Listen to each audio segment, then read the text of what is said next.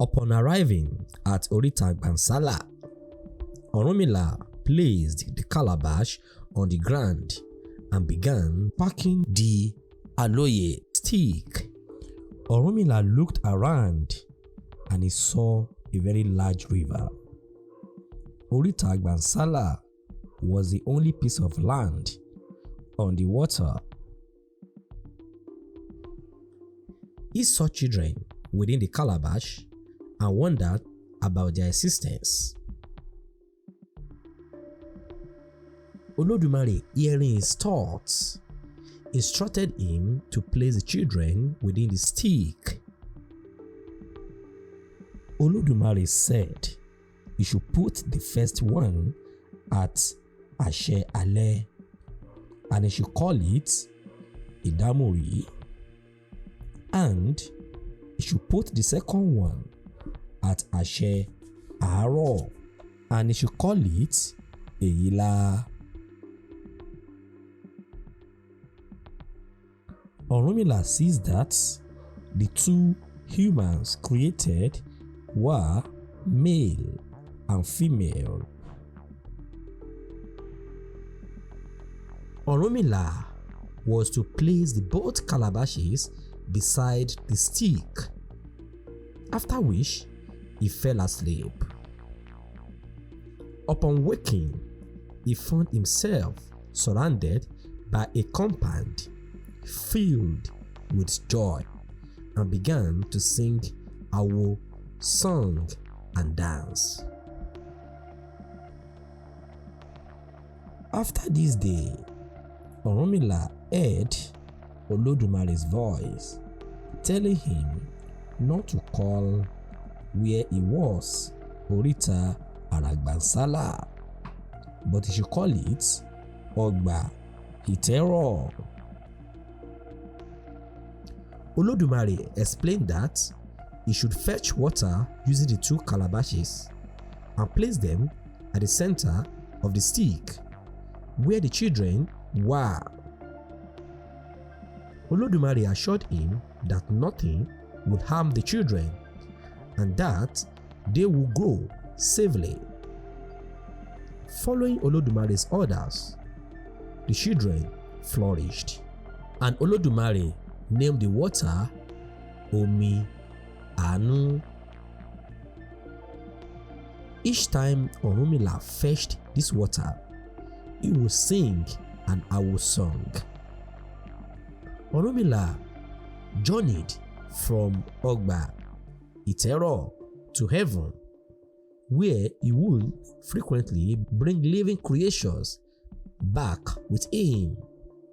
Over time, the children Idamweri and Eyila thrived in Ogba Itero, where the animals Orunmila had brought from heaven also resided. Life was harmonious, and Orunmila continued fetching water beside the aloe stick for the children. One day, while fulfilling Olodumare's work in heaven, Orunmila learned of an Irumole named Agbo Odara. Agbo Oriwo Orun sent Agbo Odara away from heaven. He now turned to an individual who always walked among the 7 realms created by Olodumare. When Agbo Odara visited Ogba Itero, he encountered Idamweri and Eyila, sparking their awareness. Agbo Odara taught them bad things and told them what Olodumare did not want them to know yet. He explained to them that Idamuri is a male while Eyila is a female, and that there is a lot of enjoyment from sex. He convinced them with his words to the extent that their eyes opened to what they did not know.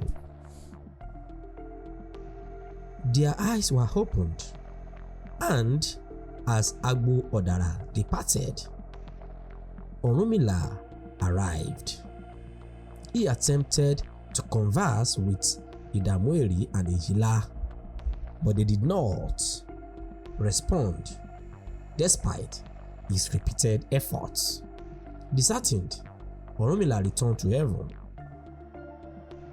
On the third day, Orunmila came back to find Idamueri and Ejila greeting him warmly, which surprised him as they had previously ignored him. And since the day they created Idamueri and Ejila, they did not open their eyes to see Orunmila. Orunmila now asked that, how do they know? And they answered by saying that they saw him. He noted the change in them, realizing that Agbo had influenced them. They had begun to use the aloe stick's leaf to cover themselves and had consumed its essence. Upon completing his earthly duties, Orunmila received a divine command to expel Idamueri and Ejila from Ogba Itero. He explained that the aloe stick had transformed into the Ojua stick, rendering its leaves tasteless. As they left Ogba Itero, they drank from the water near the stick, which now seemed unfamiliar. This marked the beginning of humanity's reliance on the aloe stick, leading to shame in their nakedness. Before exiting the animal compound, they were met with hostility from the animals, causing chaos. Orunmila felt over the turmoil in the garden as the compound erupted and they began to sing.